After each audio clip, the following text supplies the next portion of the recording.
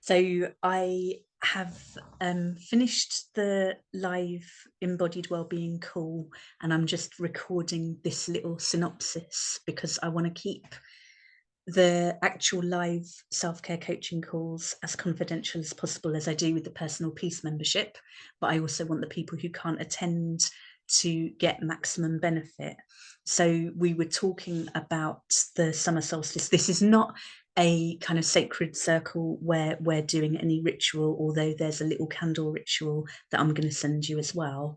But it's a way to bring a bit of solstice energy into the everyday for the next few days to help you honor the warmth, the sun, the light, the heat, that time of year where it feels almost effortless to banish what you're ready to let go of, to release those bad habits or limiting beliefs, to let yourself shine, to let yourself step into the light, to let yourself feel warmed by the earth, walking barefoot on the grass or sitting there, like putting your hands down, feeling it, maybe hugging the earth, hugging a tree, soaking up the sun, letting yourself make that vitamin D, obviously wearing sun protection.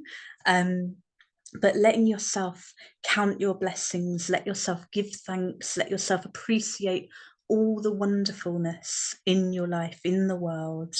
Let yourself be enriched by the time of year, by the ease in comparison to winter. And we talked about style languages, which I'll go into in a moment.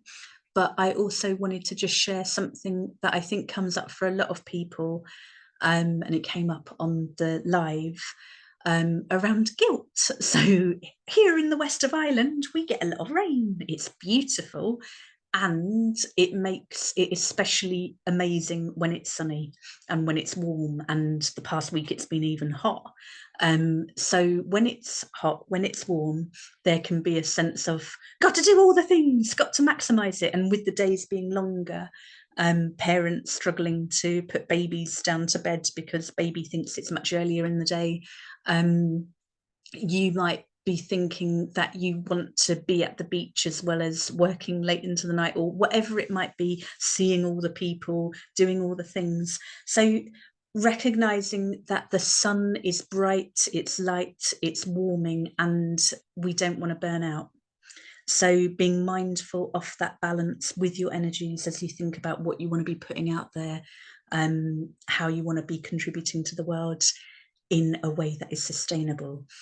We talked about style languages, as I mentioned, and we also talked a bit about crystals. So I'll start with the style languages. It's something I came across just the other day on a gorgeous Sabrina Soto redesigned life, or redesigning life. She was interviewing a friend of hers, Orly something, whose name I can't remember, but that will be enough. If you Google Sabrina Soto and style languages, it will bring up that podcast. And her friend Orly, whatever her last name was, has created a quiz which you can do if you Google style languages. And the idea is that everyone has a different way of expressing themselves, and the summer solstice is very much about our public self, what we put out into the world. So fashion can be one way of doing that, of expressing, whether you are into fashion or not. You're signaling elements of your personality by the way you present in the world.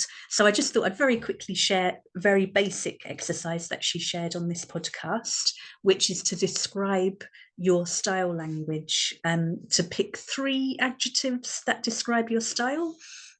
So, for example, I narrowed mine down to bold, comfortable, and cheerful. I quite like clothes that are designed for toddlers, and I wish they did them in my size. I want to be comfortable. I want to hypothetically be able to do cartwheels in whatever I'm wearing. And when I think of those 3 things, it's like, yeah, that does fit everything I feel good about in my wardrobe, and accessories as well. You might be more polished, more sexy, more edgy, more professional, more whatever it might be, you know your style. And once you have your 3 words, it will help you release all the items that no longer serve you. And it will also help you just feel more glowy from within when you're expressing your soul through what you wear. So I know that sounds like a lot of pressure potentially, but I just thought because we were working with the solstice energies, I'd throw that in there in case you want to check out Orly and her style languages. I can't wear yellow, although this is a wonderful time of the year to connect with the solar plexus energies and wear yellow.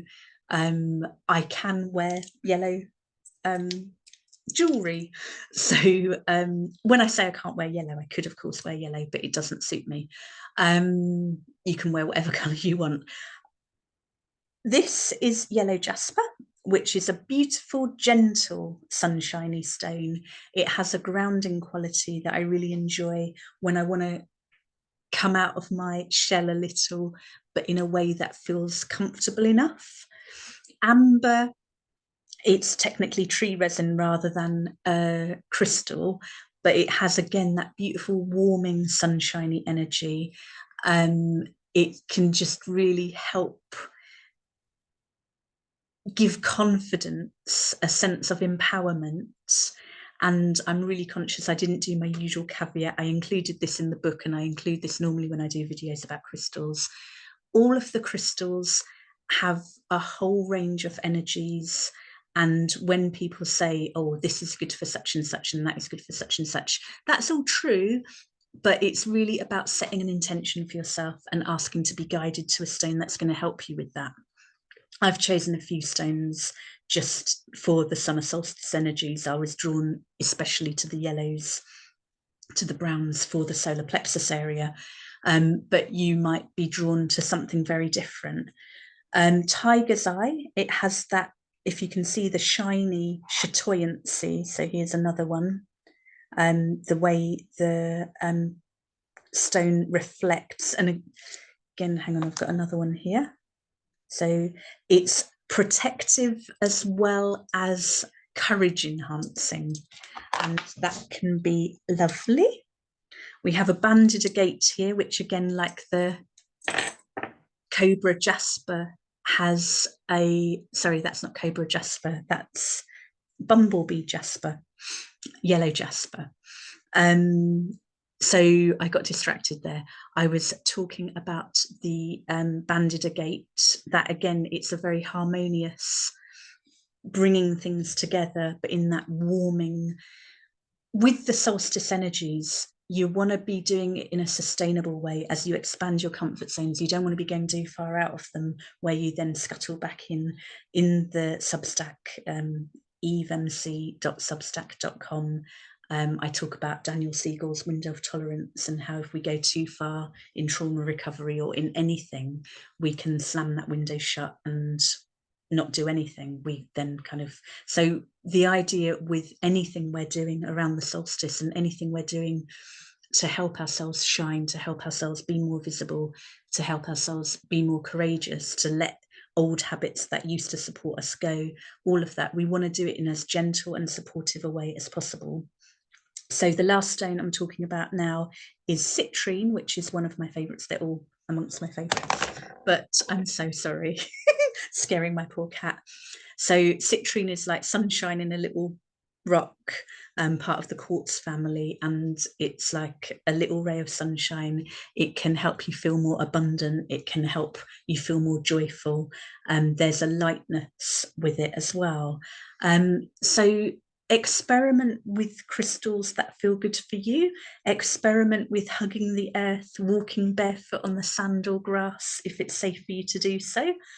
Experimenting with sun salutations, and I mentioned some expansive yoga poses in the Substack newsletter this week that came out Monday the 19th, the day I'm recording this, but it won't be live until tomorrow. And counting your blessings, counting the lessons as well, letting go, just releasing the first part of the year, any disappointments, any mistakes, anything that didn't go according to plan. Give yourself a fresh start. Let yourself step into the light. Let sunshine be the best disinfectant. And let me know how you're getting on. So you can either comment on the Substack or you can email eve@selfcarecoaching.net. So I look forward to hearing from you and to connecting with you, and I will share more soon.